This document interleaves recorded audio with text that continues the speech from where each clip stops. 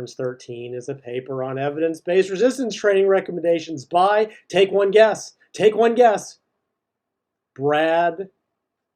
I picked a graduate supervisor who shared my high volume bias Schoenfeld. Shocking. Moreover, Hahn et al. Had trained males progressing from 10 to 32 sets within a 6-week period.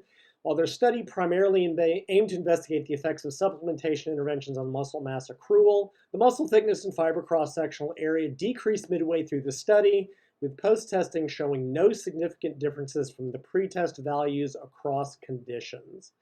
Nevertheless, the absence of a group following a fixed set number prevents us from drawing more specific conclusions. Therefore, whether cyclical resistance training volume progressions confer benefits or have detrimental effects on muscular adaptations in trained individuals remains to be elucidated.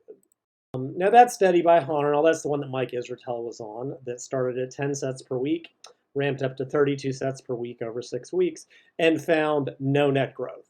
So it was a lot of work to accomplish jack fucking shit. A little more complicated. I've talked about that one before, and I'm not going to go into the details. I find it interesting that this paper fails to mention that what little supposed growth was seen in terms of lean body mass or whatever, as the volumes went up, was water. And I mentioned that last week as well. And I do think conclusions can be drawn. It's fucking dumb. Also, the workout made no sense. They did repeat sets of 10 on 4 reps in reserve with a 10-minute rest between sets of the same exercise. So they did a whole bunch of warm-up sets.